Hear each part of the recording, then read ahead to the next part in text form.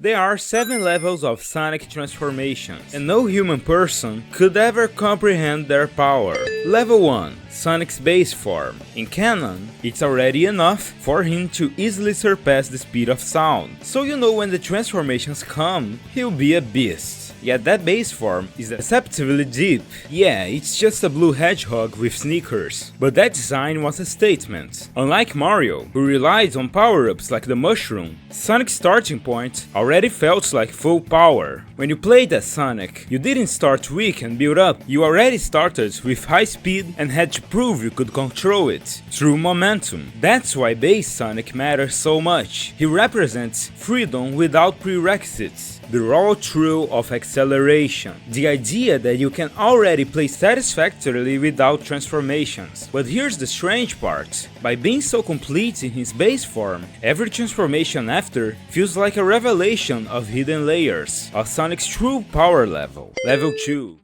When you finally get all the Chaos Emeralds and transform for the first time, it's a moment that goes beyond becoming more powerful. It feels like destiny. Super Sonic turns the blue blur into golden lightning, invincible, faster, radiating raw chaos energy. This was the closest Sonic ever came to being unstoppable so far. But what really matters, Super Sonic was born in 1992, at the height of Sega's war with Nintendo. It was a flex, a visual metaphor. Our mascot can stand right alongside Goku. For players, it was emotional. After collecting emeralds, through patience and skill, the reward was transcendence. Suddenly, Sonic wasn't just fast, he was untouchable. And yet, Super Sonic can't forever replace base Sonic. He is temporary, limited by rings. A glimpse of ultimate power you can't hold forever. That fleeting nature made him almost tragic. It taught fans that strength was a rush, but the real magic was in the effort of keeping it. But then came level 3, something nobody expected.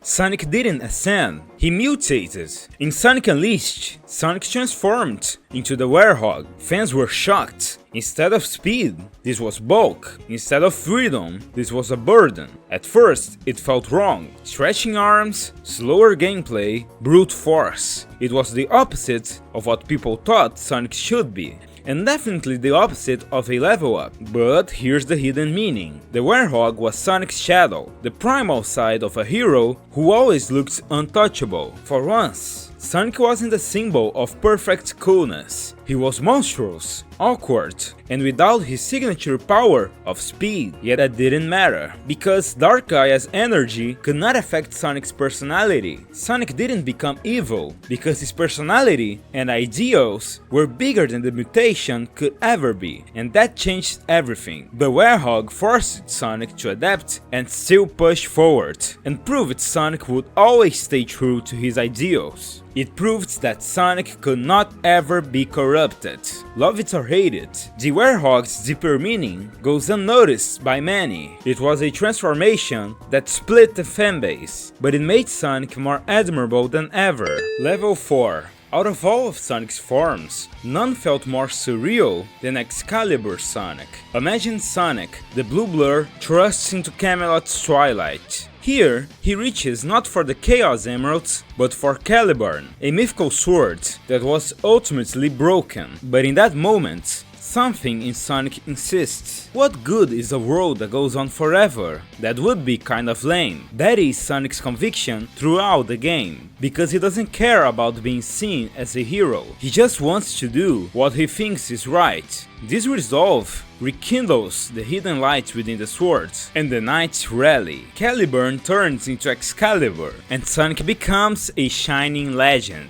The Knight of the Wind. It's a story of destiny reclaimed, of a hedgehog going against impossible forces, proclaiming with pride, "My stories only end when I stop running." Fans felt something rare here, a fusion of myth and emotion. It's a transformation about becoming something larger than yourself when everything's at stake. This time, Sonic's newfound power wasn't born of emeralds, it was born of his personal, unbreakable resolve. Level 5. When 9 infuses Sonic with 3 and later 4 shards of the Paradox Prism, Sonic solidifies into something more unexpected. A living prism of light and power, shimmering with magenta highlights, radiant quills, and neon cyan flares on his gloves and shoes. This is Prismatic Sonic, also known as Shadow Sonic. His eyes glow magenta with the full 4 shards iteration, as if he's seen into every fractured reality at once. It's the fence that defines him at this moment. When the Prismatic Titan rises to crush the Ghost Hill Temple Mountain, Prismatic Sonic overwhelms it with presence. His speed accelerates past perception. After images form with personalities, taunting fate, high-fiving themselves, Sonic becomes a prism, refracting light and spreading it everywhere. For me personally, Sonic Prime's biggest disappointment was not seeing this form, which is such a beautiful new design, return again later in the series. This makes Prismatic Sonic have a bittersweet feeling of untapped potential, leaving us to wonder if he could return in future games or series. The only other Sonic transformation that lives after images is Hypersonic, meaning Prismatic Sonic may just be as fast as him. But before we get to Hyper, there is one more level, and it's the newest one. Level 6, Supersonic 2, also known as Starfall Supersonic, is an act of inheritance. In Final Horizon, after undergoing Master King Coco's trials, Sonic tempers his cyber corruption, not with sheer force, but with discipline. When Sonic reaches into cyber corruption during the climactic showdown with the Titan Supreme, he stabilizes the very chaos eating him from the inside. His golden aura gains a secondary crimson-red halo, and his eyes shift to a striking cyan. What makes this eerily beautiful is its self-control. Sonic tamed cyber corruption to half its potential, and in that balance, he became Super Sonic 2. With a mere wave of his hand, he deflects corruption-tainted attacks. With perfect parries, born not of invisibility, the cinematics during the fights being the highest level of aura farming this franchise will probably ever see. This form reflects the spirit of the ancients themselves. These extraterrestrials built titans and powered their essence into the Coco to resist the end. When Sonic dons Super Sonic 2, he isn't just using raw might, he's channeling the ancients' final stand. It's a civilization's legacy reclaimed. The blue blur embodies the echo of their sacrifice. And in this moment, Sonic's freedom brings ultimate freedom to the ancients. Super Sonic 2 is a transformation